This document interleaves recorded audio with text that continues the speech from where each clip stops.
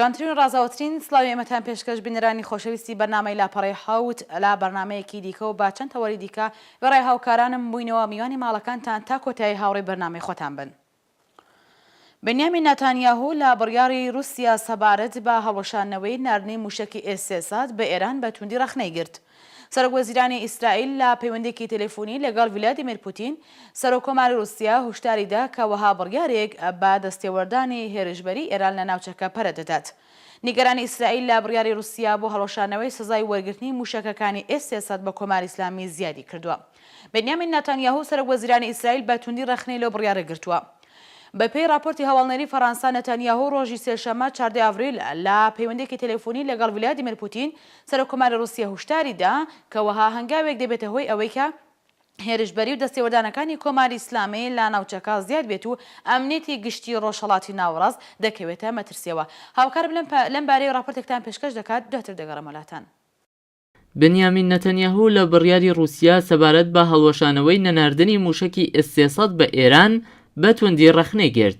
سەرۆکوەزیرانی ئیسرائیل لە پەیوەندیەکی تەلەفۆنی لەگەڵ ڤلادیمیر پوتین سەرۆک کۆماری رووسیا هۆشداریدا کە وەها بڕیارێک بە دەستێوەردانی هێرشبەری ئێران لە ناوچەکە پەرە دەدات. نیگەرانی ئیسرائیل لە بڕیاری رووسیا بۆ هەڵوەشانەوەی سزای وەرگرتنی موشکەکانی ئێسێسات بە کۆماری ئیسلامی زیادی کردووە. بنیامین نەتەنیاهو سەرۆکوەزیرانی ئیسرائیل بە توندی ڕەخنەی لەو بڕیارە گرتووە. بەپێی راپۆرتی هەواڵنەری فەرەنسا نەتەنیاهو ڕۆژی سێشەممە 14 ئاڤریل لە پەیوەندیەکی تەلەفۆنی لەگەڵ ڤلادیمیر پوتین سەرۆک کۆماری رووسیا هۆشداریدا کە وەها هەنگاوێک دەبێتە هۆی ئەوەی کە هێرشبەری و دەستێوەردانەکانی کۆماری ئیسلامی لە ناوچەکە زیاد بێت و ئەمنیەتی گشتی ڕۆژهەڵاتی ناوەڕاست دەکەوێتە مەترسیەوە. هەواڵنەری فەرەنسا لە راپۆرتەکەی خۆی لە زاری نەتەنیاهو ئەو پرسیارە دێنێتە ئاراوە کە بەسەرنج بە بڕیاری هەڵوەشانەوەی سزای وەرگرتنی موشکی ئێسێسات ئایا کەسێک لە ئێستادا بەڕاستی دەتوانێت ئەوە بسەلمێنێت کە ڕێکەوتنی ئەتۆمی لەگەڵ ئێران دەبێتە هۆی باشتربوونی بارودۆخی ئەمنیەتی لە ناوچەکە؟ هەروەها پێشتریش ئەمریکا و ئیسرائیل سەبارەت بە هەڵوەشاندنەوەی بڕیاری ڕادەستنەکردنی موشکی ئێسێسات بە کۆماری ئیسلامی لەلایەن رووسیەوە نیگەرانی خۆیان دەربڕی. ئیسرائیل ئەو بڕیارەی رووسیا بە ئاکامی ڕاستەوخۆی ڕێکەوتنی نێوان کۆمەلگای جیهانی و کۆماری ئیسلامی ناولێ بردووە. رووسیا ڕۆژی دووشەممە ڕایگەیاند کە ناردنی موشکی ئێسێسەدی بۆ ئێران کە بەهۆی گەمارۆکانی ڕێکخراوی نێونەتەوەی ڕایگرتبوو دەست پێ دەکاتەوە و چی دیکە بربەستێک نابینێت بۆ ڕادەستنەکردنی موشکی ئێسێسەد بە کۆماری ئیسلامی.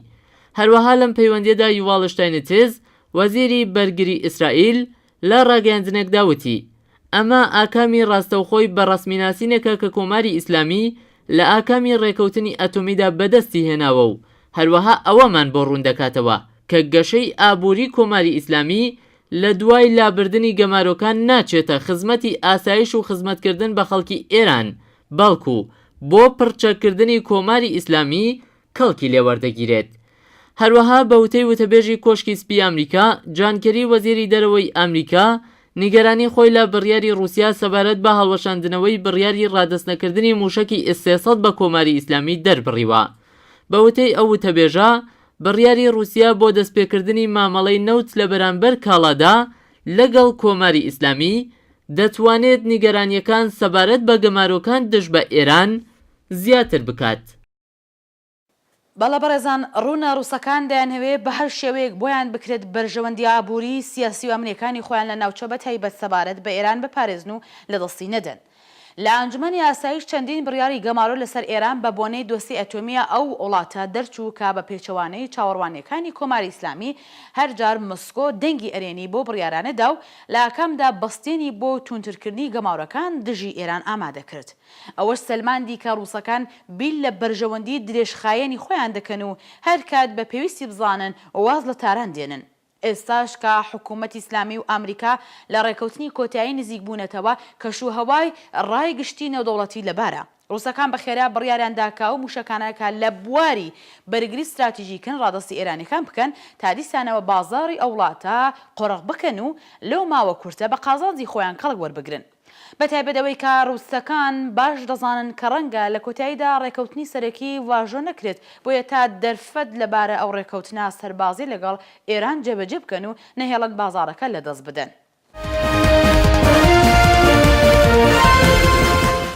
هەواڵێکی دیکە ئەنجومەنی ئاسایشی نەتەوەی گرتوەکان ڕۆژی سێشەممە 4 ئاڤلیر و تا 25 خاکەلێوە پەیماننامەیەکی دەرکرد کە بەو پێیا هەر جۆرە ناردنی چەک و تەقەمەنی بۆ حوسیەکان ڕێگەپێنەدراوە و لا حوسیەکان داوا کراوە ئەو ناوچانەی کە داگیریان کردووە بیگەڕێنەوە ژێر دەسەڵاتی دەوڵەتی یاسایی یەمەن. بەپێی هەواڵی هەواڵنەری فەرەنسا 14 وڵات لە 15 ئەندامی ئەنجومەنی ئاسایش دەنگی ئەرێنیاندا بەو پەیماننامەیە کە لەلایەن وڵاتانی کەندای فارسەوە بە تایبەتی ئۆردۆن ئامادەکرا بوو. رووسیا خۆی لە دەنگدان پاراست. ئەم پەیماننامەیە لە هەموو لایەنەکانی شەڕ لە یەمەن داوای کردووە تا بە مەبەستی کۆتایی هەرچی زۆرتری شەڕ لەو کۆبوونەوەیەکدا ئامادە ببن. بەڵام لە هەپەیمانی ناوچەیی باڕێبەری عەرەبستان داوای نەکردووە کە هێرش ئاسمانەکان بوەستێنێ. ئەم هێرشانە بۆ پێشگرتن لە پێشڕەوەکانی حوسیەکان دەستی پێکرا و هێشتا درێژەی هەیە. هاوکارم ڕاپۆرتێکدانە پەیوەندیدا پێشکەش دەکات. ئەنجومەنی ئاسایشی نەتەوەی گرتوەکان ڕۆژی سێشەممە 4 ئاڤریل واتە 25 خاکەلێوە پەیماننامەیەکی دەرکرد کە بەو پێیە هەر جۆرە ناردنی چەک و تەقەمەنی بۆ حوسیەکان ڕێگە پێنەدراوە و لە حوسیەکان داوا کراوە ئەو ناوچانەی کە داگیری کردووە بیگەڕێنێتەوە ژێر دەسەڵاتی دەوڵەتی قانونی یەمەن. بەپێی هەواڵی هەواڵنێری فەرەنسا 14 وڵات لە 15 ئەندامی ئەنجومەنی ئاسایش دەنگی ئەرێنیاندا بەو پەیماننامەیە کە لەلایەن وڵاتانی کەنداوی فارسەوە بە تایبەتی ئۆردۆن ئامادەکرا بوو. رووسیا خۆی لە دەنگدان پاراست. ئەم پەیماننامەیە لە هەموو لایەنەکانی شەڕ لە یەمەن داوای کردووە تا بە مەبەستی کۆتایی هەرچی زووتری شەڕ لە کۆبوونەوەیەکدا ئامادە ببن. بەڵام لە هاوپەیمانی ناوچەیی بە ڕێبەری عەرەبستان داوا نەکراوەکە هێرشە ئاسمانیەکانی بوەستێنێ. ئەم هێرشانە بۆ پێشگرتن لە پێشڕەویەکانی حوسیەکان دەست پێکرا و هێشتا درێژەی هەیە. ئەنجومەنی ئاسایش هەروەها لە پەیماننامەکەی خۆیدا داوای لە بانکیمون سکرتێری گشتی نەتەوەی گرتوەکان کردووە هەوڵەکانی دووقات بکاتەوە بۆ ناردنی یارمەتیە مرۆڤ دۆستانەکان و دوورکردنەوەی خەڵکی مەدەنی لەو ناوچانەی شەڕی لێیە. ئەم پەیماننامەیە یەکەمین دشکردەوەی ڕێکخراوی نەتەوەی گرتوەکانە بە نسبەت ڕووداوەکانی یەمەن هەر لە سەرەتای هێرشەکانی وڵاتانی هاوپەیمانی ناوچەکە بە ڕێبەری عەرەبستان لە 26 مارسەوە. ئەوە لە حاڵێکدایەکە قەیرانی ئینسانی لە وڵاتە ڕۆژ لە دوای ڕۆژ خەریکە قوڵتر دەبێتەوە. ئەنجومەنی ئاسایش هەتا ئێستا لە سەرۆکۆماری یەمەن عەبدڕەبوو مەنسوور هادی پاڵپشتی کردووە. مەنسوور هادی لەگەڵ پێشەوە چوونی حوسیەکان بەرەو عەدەن شوێنەکەی خۆی بەجێ هێشت و چووە ڕیاض پایتەختی عەرەبستان. ئەنجومەنی ئاسایی لە حوسیەکان داوای کردووەکە خێرا و بەبێ هیچ پێشمەرجێک کۆتایی بە تێکەڵچوونەکان بێرن و لە هەموو ئەو ناوچانەی کە داگیریان کردووە بشنە دەرەوە وەکو سەنعا پایتەختی یەمەن و بیدەنە دەستی دەوڵەتی قانونی یەمەن. وڵاتانی ناوچەکە بە دەرچوونی ئەو پەیماننامەیە و تەسویبی ڕێگەپێنەدانی ناردنی چەک و تەقەمەنی بۆ حوسیەکان دەتوانن هەموو ئەو بارانەی کە دەنێردرێت بۆ یەمەن کنترۆڵ و پشکنن بکەن. ئێران وەکو گومان لێکراو بۆ ناردنی یارمەتی چەک و تەقەمەنی بۆ حوسیەکان ناسراوە. بەڵام بەرپرسانی کۆماری ئیسلامی ئەم بابەتەیان هەموو کات ڕەت کردووەتەوە. ماوەیەک پێش ئێستا دوو کەس لە ڕێبەرانی حوسیەکان و عەلی عەبدوڵڵا ساڵح لەلایەن ڕێکخراوی نەتەوەی گرتوەکانەوە کەوتونەتە ژێر گەمارۆ. بەڵام ئەم گەمارۆیش هیچ جۆرە کاردانەوەیەکی بۆ کەمبوونەوەی شەڕ و پێکدادانەکانی یەمەن نەبووە.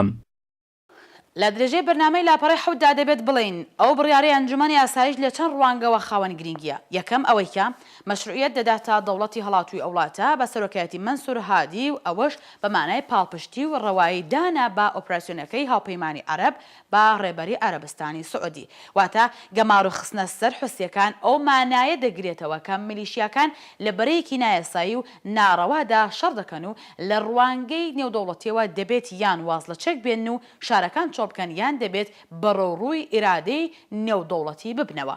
و لە خاڵی دووهەمدا دەبێت بڵین ئەو بڕیارە سەرکەوتنێکی سیاسی و لۆجستیکیە بۆ عەرەبەکان و بەتایبەت بۆ عەرەبستان. ئەویش لە کاتێکدا کە کۆماری ئیسلامی وەکو گەورەترین ڕکابەری ئەو وڵاتە پاڵپشتی سەرەکی حوسیەکانە.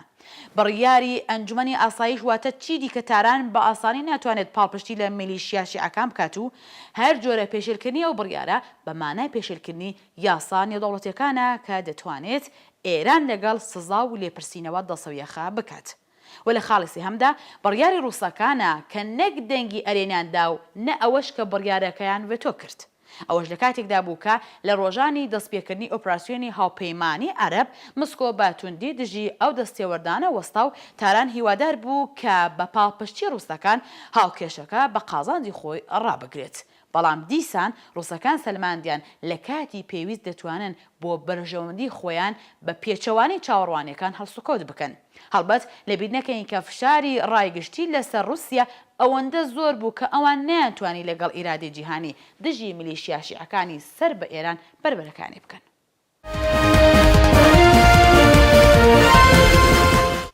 لە درێژەی بەنامەکەمان دەچینەوە ئێران و لە درێژەی ناڕزایەتی مامۆستایانی خوێندنگاکان لە ئێران پێنجشەمە 27 خاکەلێوە لە زۆربەی شارەکانی کوردستانی ڕۆژهەڵات و ئێران کۆبوونەوەی ناڕزایەتی ڕێکخرا و بە شێوەیەکی بەربڵاو مامۆستایانی ناڕازی بۆ جێبەجێکردنی داواکارەکانیان هاتنە سەرشەقام و ناڕزایەتی خۆیان سەبارەت بە بارودۆخی نالەباری پەروەردە و کەمی حەقدەستەکانیان و خراپی ژیانیان دەربڕی.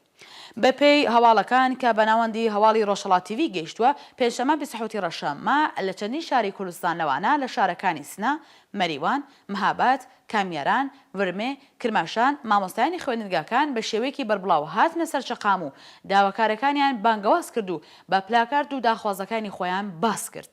هەروەها لە شارەکانی دیکەی ئێران مامۆستایانی خوێندنگاکان بە شێوەیەکی بەربڵاو دەستیان داوەتە ناڕزایەتی بۆ وەدیهێنانی خواستە سەرەتاییەکانیان. هاوکارم لەم بارەی ڕاپۆرتێکتان پێشکەش دەکات دەگەڕێمەلاتان.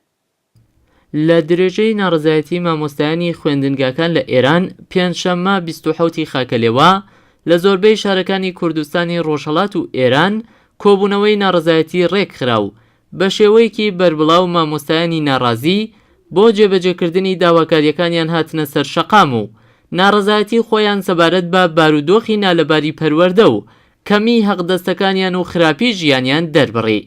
بەپێی هەواڵەکان کە بەناوەندی ڕۆژهەڵات تیڤی گەیشتووە پێنجشەممە 27 خاکەلێوە لە چەندین شاری کوردستان لەوانە لە شارەکانی سنە، مەریوان، مەهاباد، کامیاران، ورمێ و کرماشان مامۆستایانی خوێندنگاکان با شێوەیەکی بەربڵاو هاتنە سەر شەقام و داواکاریەکانیان بانگەواز کرد و بە بەرزکردنەوەی پلاکارد داخوازیەکانی خۆیان باس کرد.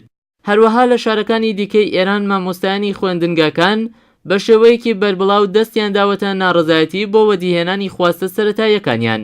بەپێی ئەو هەواڵانە کە بڵاو بوونەتەوە لە شارەکانی تاران، ئێسفەهان، هەمەدان و شیراز مامۆستایانی خوێندنگاکان بە شێوەیەکی بەربڵاو هاتنە سەر شەقام و دەستیاندایە ناڕزایەتی. هەروەها لە شارەکانی دیکەی ئێران لەوانە یاسوج، ئەهواز، شاری کورد، یەزد، بەرازجان، بوشەهر، خوراسانی باشوور، سیستان و بەلوچستان، خوراسانی ڕەزەوی، هەمەدان، قەزوین، تەورێز، بیرجەند مامۆستایانی خوێندنگاکان بە شێوەیەکی بەربڵاو کۆبوونەوەی ناڕزایەتیان بەڕێوە برد. بەپێی دوایین هەواڵەکان لە ڕۆژانی ڕابردوودا لە درێژەی کۆبوونەوەی ناڕزایەتی مامۆستایانی قوتابخانەکان ناڕزایەتی مامۆستایان لە زۆربەی شارەکانی دیکەی ئێران لە ئارادا بووە و مامۆستایان ناڕزایەتی خۆیان سەبارەت بە بارودۆخی خراپی ژیانیان، کەمی حەقدەستەکانیان، بارودۆخی خراپی پەروەردە و هەروەها هەڵاواردن لە سیستمی پەروەردەی ئێران بە هاتنە سەر شەقام دەربڕیوە. بەڵێ بینەرانی خۆشەویستی لاپەڕی حەوت قسە ئەوەیە ناڕزایەتی مامۆستایان لە دوو ڕوانگەوە جێگای باسە. یەکەم ئەوەی کە ئەو توێژە کە یەکێک لە بناغەکانی گەشەی هەمەلایەنە و هەمەڕەهەندی هەر وڵاتێکن لە ماوەی 36 ساڵی ڕابردوو لەگەڵ هەڵاواردنێکی بەرچاو و سەرنجڕاکێش بەڕۆڕوو بوونە.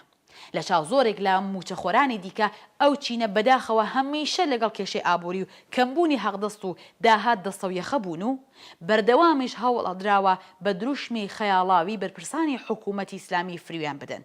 بەڵام ئێستا و دوای 36 ساڵ نەک ژیانی ڕۆژانیان و باری ئابووریان باشتر نەبووە کەچی قورسایی گەمارۆکان و قەیرانی ئابووری وڵات زۆرتر لە هەر سنفێکی دیکە کەوتە سەرشانیان و تەنانەت بۆ چەندین مانگ حەقدەستیان وەرنەگرتووە و هەر ئەوە جێگای بیرکردنەوەیە کە بۆچی ئەو سیاسەتە لەمەڕ مامۆستایان پەیڕەو دەکرێت. لە خاڵی دووهەمدا ناڕزایەتی مامۆستایان تا هاتووە پەرەی سندووە و گشتگیر بووە و ئێستا سەرانسەری وڵاتی ئێرانی لەخۆ گرتوێتەوە. لە هەمان کات ڕەوتی ڕووداوەکان نیشان دەدات کۆماری ئیسلامی تا ئەم ساتە نەیویستووە لە سیاسەتی هەمیشەی خۆی واتە سەرکوتی بێڕەحمانە کەڵک وەرگرێت. ئەوەش سەلمێنەری ئەو ڕاستەیە کە بەربڵاو بوون و یەکگرتووی نێوانی مامۆستایان وای کردووە کە کۆماری ئیسلامی ترس و دوودڵەکی چاوەڕوان نەکراو لە خۆی بنوێنێت. واتە تاران لە هەلومەرجی قەیراناوی و هەستیاری ئێستادا نایهەوێت یان ناتوانێت سەرکوتێکی بەربڵاو دەست پێ بکات. بە تایبەت ئەوەی کە لایانی بەرامبەر چینی مامۆستایانی سیستەمی پەروەردەیە کە لە ئاست نێودەوڵەتی و لە چاوی دەیان ڕێکخراوی داهوکاری مافەکانی مرۆڤ خاوەن مەشروعیەتێکی بەرچاون و هەر ئەوەش حکوومەتی ئیسلامی خستوەتە تنگانەوە.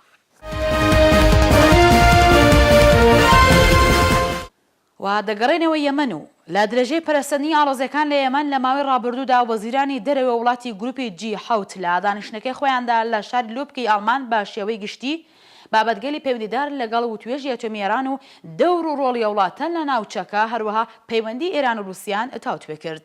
ڕۆژی چوارشەممە 26 خاکەلێوە دانیشتنی وەزیرانی دەرەوەی G7 واتە ئەمریکا، بریتانیا، فەڕەنسا، ئەڵمان، ئیتالیا، ژاپۆن و کانەدا لە شاری لوبکی ئەڵمان بەڕێوە چوو.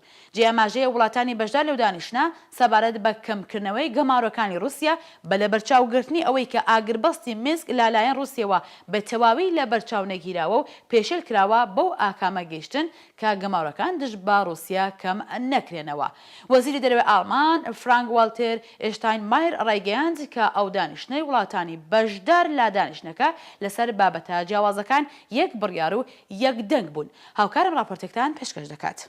لە درێژەی پەرەسەندنی ئاڵۆزیەکان لە یەمەن لە ماوەی ڕابردوودا وەزیرانی دەرەوەی وڵاتانی گروپی G7 لە دانیشتنەکەی خۆیاندا لە شاری لوبکی ئەڵمان بە شێوەیەکی گشتی بابەتگەلی پەیوەندیدار لەگەڵ وتوێژی ئەتۆمی ئێران و دەور و ڕۆڵی ئەو وڵاتە لە ناوچەکە و هەروەها پەیوەندی ئێران و رووسیان تاوتوێ کرد.